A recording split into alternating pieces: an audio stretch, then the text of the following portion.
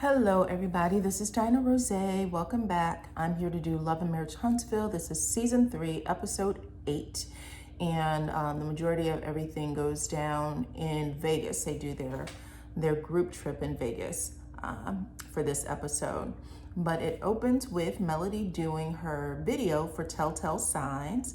It's in a very lavish estate. One of her friends is allowing her to use her place for the video.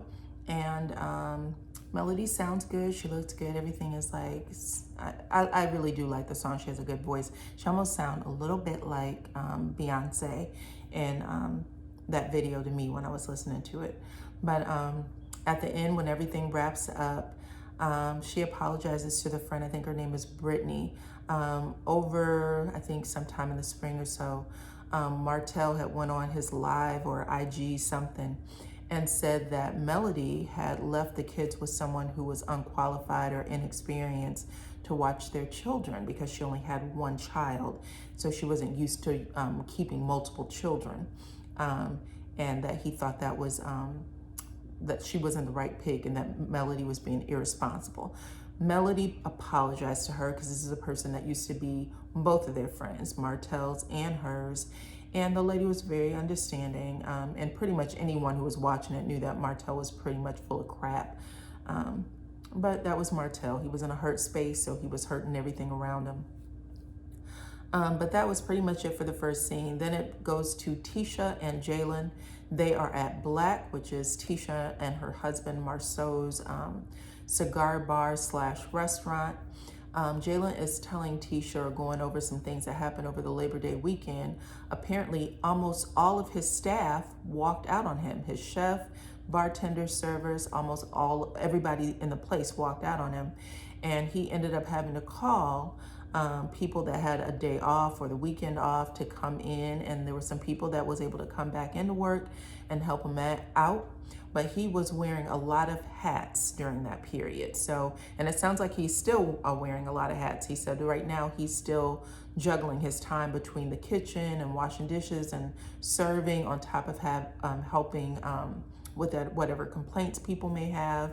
And then, making sure he's running the business, making sure those numbers show up right. Tisha's listening, she's nodding, and then she was like, is there anything that you're not doing, that you're not able to do? And he said that he knows that he is behind on the nightly reports. He hasn't been able to get those off the way he would like. And Tisha responds that even though he's doing other people's responsibilities, he still has to do his own. Which shows how green Tisha is on a lot of things. And this is exactly why people don't want to go back to work after COVID, because you were living your life in this, little vacuum where you were doing everything for your job and you had nothing to give to yourself. And right now it looked like Jalen's in the same place. He is overwhelmed. He has nothing to give to himself. Tisha is not able to recognize that when she's talking to him, and Jalen doesn't know what to do. So in his confessional, he's like, is she really talking to me about these reports? She's really complaining with all the other mess that I have to get done. And then they shoot back to the restaurant and he just asked her point blank, are we okay? Because I know that you and my mother have some things going on. So maybe he might feel that it's a little bit personal. I'm not sure. But Tisha says, of course we're okay. Jalen, this is business. This has nothing to do with personal. Tisha's probably the most emotional person on that show. Everything is personal for her. Absolutely everything. So he was right to ask the question. She absolutely lied. In her confessional, she says, I'm a little bit offended that he would think I'm not able to separate business from personal. If you're a little bit offended, then you are taking it personally. He asked you a question out of business. You are offended, which makes you taking it personal. At the end of the day, Tisha, that was stupid to do. I think Black's only been open for about 6 months. I know it's under a year, I think, but the restaurant business is a hard business. And to be honest, when you go into a business as a manager, you have to see what goes wrong so you'll know how to fix it, period. So there's going to be a lot of things that happen that's going to go wrong that you got to figure it out. You got to learn it on the job. I don't care what manager they bring in there, whether they have experience or not, what they experience with Marceau and Tisha as a boss, and that particular set of clientele is going to be brand new. They did not share why the staff walked out, so we don't know what the reasons were. But again, it's a restaurant, it's Labor Day, we don't know. They could have just been offered more money. I remember I went to my dentist's office and he said that a dentist down the street, and this guy was really nice. He was like, a dentist down the street opened up for me and he came in on the day I wasn't and offered my staff more money. He offered everybody more money so he can take a more experienced staff down to his location. And a lot of them ended up coming back and he gave them their jobs back. But I was like, isn't that interesting? Because he was just the sweetest person ever, but it really doesn't take a whole lot. Usually it's money and people will walk out on you. That's all there is, especially now the restaurant business is like suffering. They don't have enough employees and pretty much everybody's offering, another dollar for something else. So blah, blah, blah. Marceau arrives, he joins Tisha and Jalen. He immediately compliments Jalen for having a successful weekend, because even though everybody walked out the door, apparently they had like one of the best business weekends they had in their entire opening. And he tells Jalen that he was just really proud of him and that Jalen could have easily walked away himself, but he didn't. He stuck it out. And I want to also note that the reason why he stuck it out is because he has a personal relationship with y'all. Y'all his, step aunt and uncle through marriage. So yes, he stuck it out. But this is interesting. Neither Tisha nor Marceau showed up for him. They did not come down there knowing that boy lost all of his staff. They didn't come down there to help him out at all. So he's feeling away. Marceau said, we'd like your honest feedback about how you think Tisha and I are doing as your bosses. And Jalen holds no punches. He said that he expected them to be a little more hands-on, that he thought that when everybody walked out on him for Labor Day weekend, that they would come in and help. And he thought that they would have brought in more assistance for him by now. So more of a management team, since they aren't helpful as a management team. And Marceau was a little offended by that. You can tell he's given a, I don't know look. Tisha literally shrugs her shoulders and said, well, you survived, which again, Tisha cries anytime she feels like Marceau isn't helping her get the kids from piano practice or soccer games, whatever thing she goes on. And here she has no empathy for him not having any support whatsoever, and also being green to this job a little bit. I mean, even though he kicked in and figured out the answers, which is phenomenal, she just didn't seem to have any empathy for him. Like, I just would have expected a little more. So she didn't have empathy for him anyway when she told him that he needed to have those reports done. He's probably creeping in the middle of the night, probably only getting like 3-4 hours sleep, and you expect him to wake up and give you some stupid ass report that you probably already know the information for. So that was weird. In confessional, Marceau says Jalen is getting life experience. He swam with the sharks and he's complaining because no one came in to help him. So you can tell that Marceau's upbringing, his father, even though Maurice is the oldest, Maurice must have been doing his own thing and not offering him a whole lot of anything. I think Marceau's also the middle child, so that would explain a lot too. Either the youngest and the oldest may not have had a lot of time for him, so he feels like the things he may just know on his own, that he's self-made. Sometimes people have that crazy idea that nobody helped them get to where they are. And he feels like Jalen should be like him. So Tisha, like I said, she's not offering anything either. Jalen ends up saying he had some errands that he had to run for Black. Tisha tells him that they should have hired a more experienced general manager from the beginning. And Marceau agrees with her. He says that you were right. So that was interesting. Now that Jalen's gone, Tisha and Marceau are taking the chairs down off the tables at Black, trying to help Jalen get the place together. But Tisha apologizes to Marceau for being aggressive with him when they spoke, when her mother was there, and she was asking him questions about whether or not he gave Melody a bottle of champagne if he delivered that champagne personally. And during that meeting, he grabbed his face and she held on to it like, answer my question. And she apologized to him for doing that. Marceau tells her, listen, if you have a question that you want to know, if there's something you saw me do, you want to ask me a question, I'll be happy to answer it. But I'm never, ever, ever, ever, ever going to ask her a question that your mom or anybody else put into your head to come ask me. It's just not going to happen.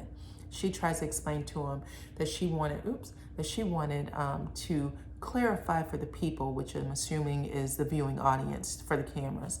I needed to clarify for all of them because people think you're a cheater and I know that you're not. And he was like, I don't need to clarify for anyone. I don't care. But Tisha clearly does, and that shows me even more that what Tisha was saying last week on camera on that episode was all a show, because she completely falls in this episode. She fell in that episode, but she falls all the way back down to the bottom in this one. Tisha suggests that they celebrate their 15-year anniversary with their friends in Vegas, and Marceau agrees. Let's do it. I'm excited about it. Tisha's going to get all the planning done. In the next scene, Maurice visits Louis at Louis's business, and when he walks in, Louis is behind the counter. I don't know what type of business he has, but he's behind the counter, and Maurice jokes, oh, I thought you would have a secretary or an assistant to do that, a receptionist. And he was like, well, you know, when you run your own business, you have to wear all hats at some time. And that was really interesting because literally we just left his brother, Marceau, who does not believe he needs to wear all hats. I hired someone to do that. They're going to do that. So they want to own a restaurant, but they really don't want to know anything about the inner workings of that restaurant. But back to Maurice and Louis. Maurice is basically just there to make sure that they're still cool. He made his wife cry when he confronted her about vaping, monster vaping, and he just wanted to make sure that they were okay, that, you know, that was not something that Louis or Tiffany were still holding on to. And Louis said, no, everything is cool on his end. And he was like, that's awesome to hear. I just got off the phone with my brother. They're going to Vegas for their 15-year anniversary. And they said they would like for me to extend an invitation to you and Tiffany. And Louis accepts. So that ended their conversation. In the next scene, we talk to Melody, or Melody stops by Destiny's house. Destiny invited her over to make sure that their friendship is still good because they still have tension from what happened between Tiffany and Destiny. They both have been invited to Vegas. They know the whole crew is going, including Tiffany and Louis. And Destiny says that she want to make sure that we are cool before we go. We're going to be the only single people there, and I don't want to not have anybody to talk to. And Melody says, we're not going to be the only single people there. Martell will also be there. However, absolutely, I'll come if you're going. She was like, well, girl, I'm going because I haven't been any place since the baby was born, so I'm out. She was like, the only thing is I'm not going to be getting there the same night as everyone else. I'm coming in the day after. And Melody was like, okay, cool. I'm going to be coming in the same time as you. I'm buying my plane ticket for the same date as you. And Tiffany is asking her, Destiny is asking her if everything is going to be cool between her and Martell.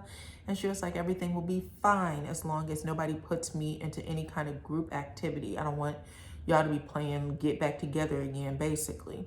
That's not cool for me. And then Destiny says, I feel the same about Tiffany. I'll be okay as long as there's no group activities between her and I. And Melody is a little confused, and I would be too, because she's probably like, you know, what is your grudge with this girl? Like, we keep hitting the same rock, and I'm not sure why. And just last week, you said you voluntarily hugged her and consoled her, like you unsolicited, because she was crying. So, like, pick a side already. Or get over it, basically, because it's kind of silly, but whatever. From there, we see all of the couples and Martell. They're getting on a party bus and they're headed over to the Airbnb. They landed in Vegas, so they're headed over to the Airbnb. The party bus has a stripper pole. I guess that's probably pretty common. But all of the ladies, Tiffany, Tisha and Kimmy take a spin around the pole. Actually, Kimmy didn't get a chance to get all the way around the pole because she lifted up that arm and her little side boob was exposed, and Martel made sure she told her about it. He was like, you might as well sit down because I'm going to see all that boob, basically. And she ran over and covered herself up as much as she could. But that was that. Tisha tells Tiffany and Lewis basically what happens in Vegas stays in Vegas. And they also told him that when Martel has 2 shots, he turns into Marcus. So he becomes a different person. Martel says, well, I'm a single man now, so whatever happens, happens. And I was thinking, whatever happens, happens is your, basically that's your motto anyway. They show a flashback from the group trip to Miami, and Martel is between the legs of a stripper, one of the dancers, and the boys are trying to pull him out of there, and he refused to go. He is like so focused on what was going on between her thighs that he never left the room. So yikes, Martel, but he's basically saying he will be more of the same when they get to Vegas. So now they are all at the Airbnb. The group that came on the party bus, they're all at the Airbnb, and they are taking a tour of the place, and it is like luxury living, like everything is decked out. There is like a resort style pool, there's a tennis court, a basketball court, there was like a patio on the roof. So everybody is like super excited about the house.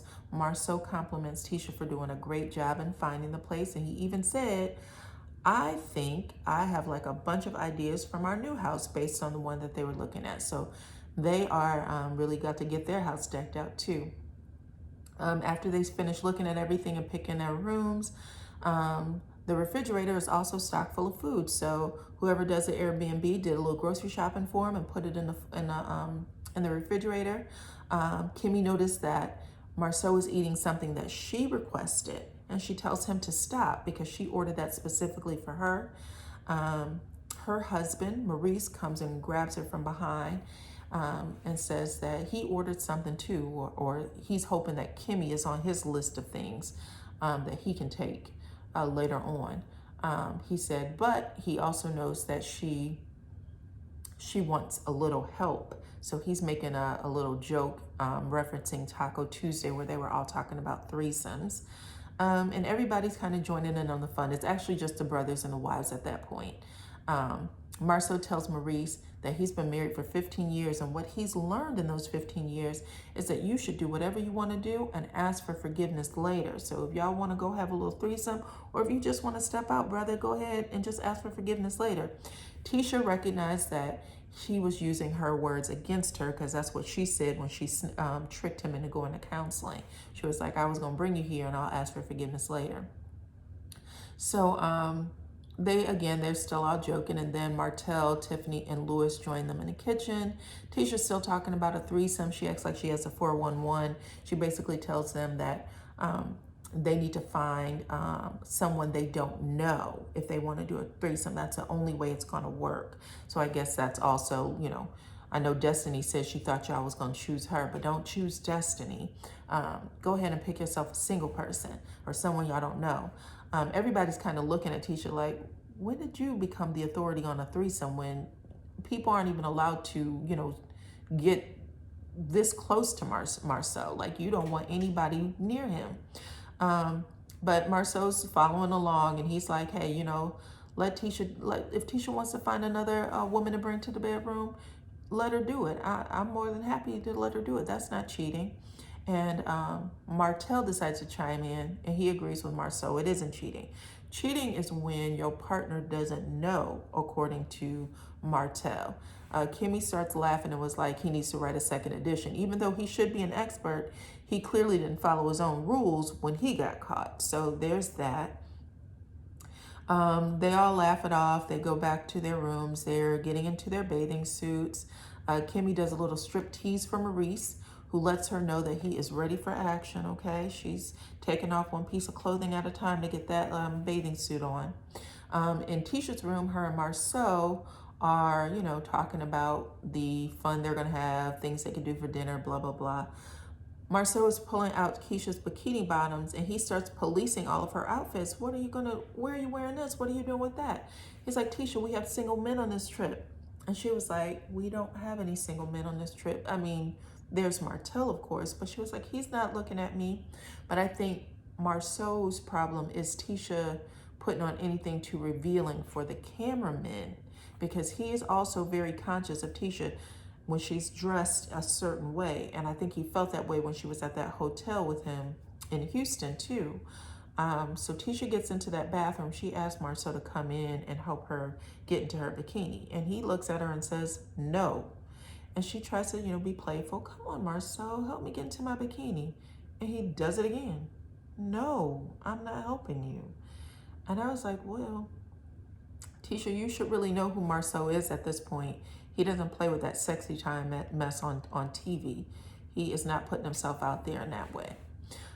Everybody comes and meets back in the kitchen and they are talking about babies. Marceau says that he has a wife, so he doesn't know anything about babies and that's how he likes it. He's not lying because he doesn't know anything about his own babies. He tried to feed one of them a peanut butter sandwich, and I think the boy said he had a peanut allergy, so that could have been a real emergency. But Marceau somehow failed to know that, which is weird. Everybody should know when your kids have a peanut allergy. Tiffany is shocked when he makes a comment that he doesn't know anything and doesn't want to. In confessional, she says that men who joke the way Marceau jokes, typically that's how they really feel. And there were some other things that Marceau said, and she was like, she's not sure how Tisha put up with this for over 15 years. She likes it, that's why. They are laughing loud. They are enjoying themselves. They are drinking like lots and lots of shots. I know they were all like, I think Maurice and Kimmy said they needed to catch up on the shots when they got downstairs. But Maurice is kind of making little jabs at Marceau. He was like, I think actually it was Tisha who said she tried to blame Martell for the man that Marceau happens to be today. So how he thinks, she was like, I blame you, Martell, because he wasn't like that 15 years ago.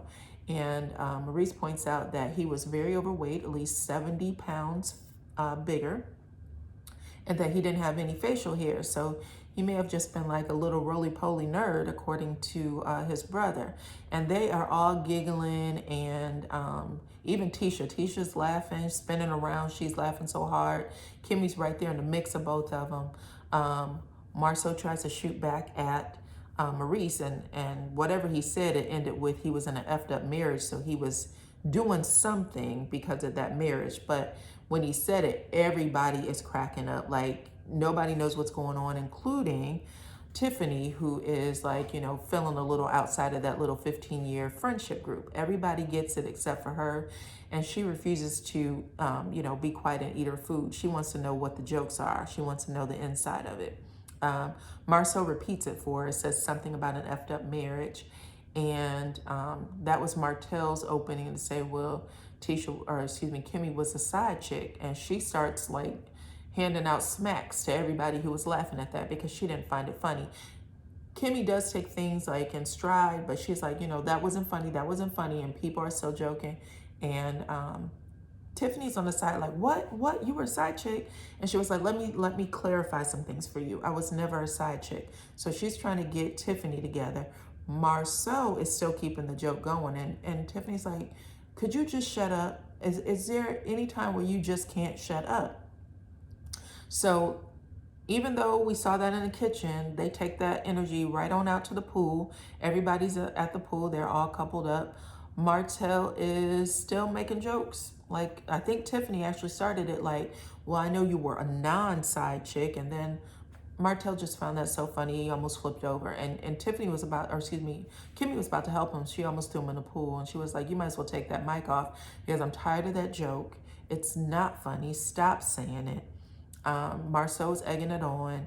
Marceau basically is like, Kimmy, he was hurt when he told that story. They do a flashback. Martell did tell Melody that Kimmy was a side chick because he was trying to take the heat off his own bottom. But it started with Marceau, and Kimmy knows it started with Marceau. However, Martell apologizes. He was like, yeah, even though he told me that, I knew it was a joke. I knew it was a joke when he said it, but he did tell me you were a side chick.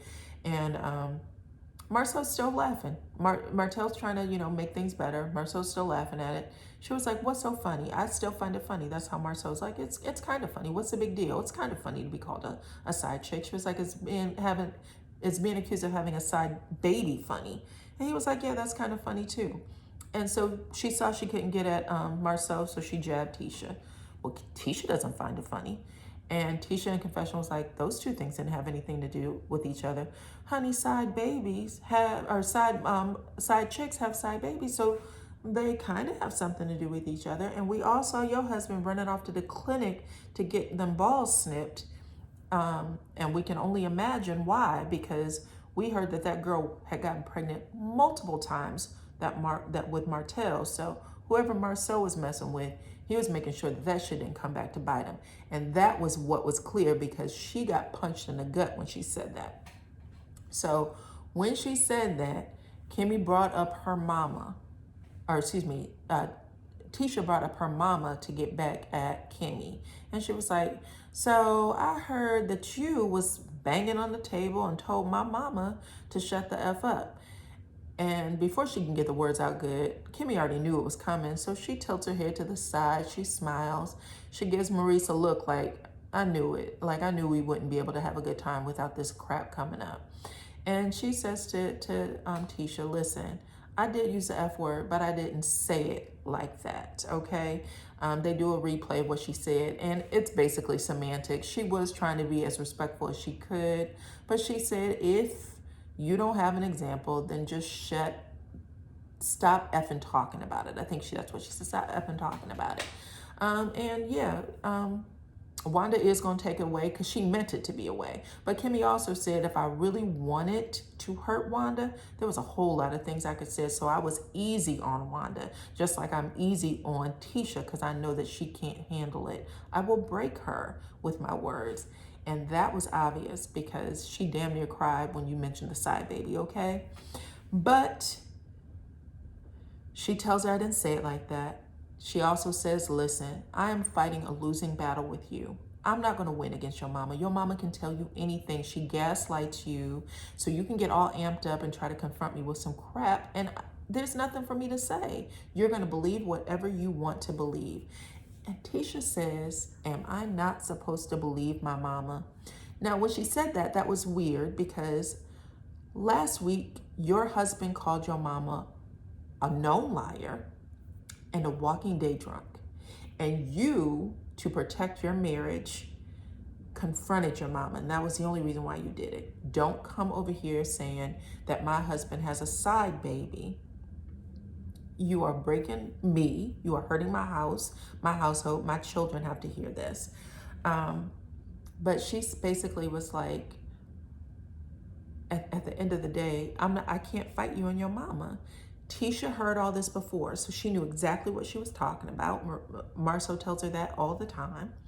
And she then says, well, your son said to me that he asked me if we were good because of the fights that you and I have been having lately. And she was like, that doesn't surprise me. But she was like, Tisha, the difference between that is I don't call you with derogatory mess when you and my son get into it about something that happens at that job.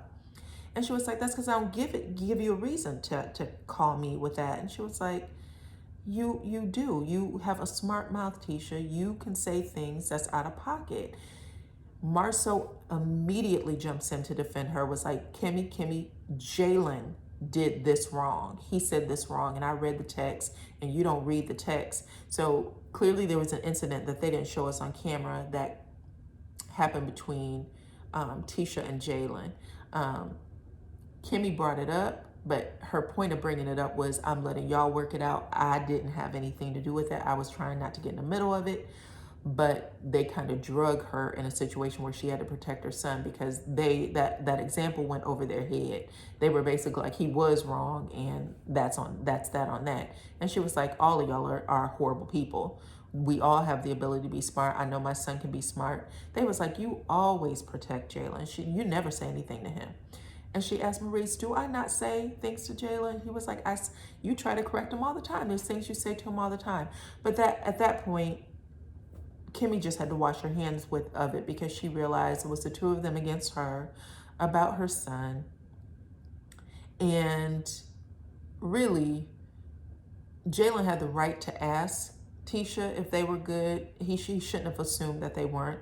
He needed to bring up, listen, I'm feeling a little something between you and I, especially if there was something that got pretty personal between them on that text message. I think that was the right thing for him to do. However, Tisha, on the other hand, she's going backwards. So everything that happened last week, I knew she got pumped up and she was just saying what Marceau told her to recite, but she slid all the way back down that slide, and she got to decide whether or not she's going to go to counseling and try to figure out how to handle her mama, or if she want to keep her friendships, her husband, and her family together, because her mom will tear it all down and she does not care. She does not care. And I don't know if she sees it or not, but Wanda won this round, and Wanda wasn't even there. She won, okay? But that's it. Next week, we are going to get some more drama between Melody and Martell.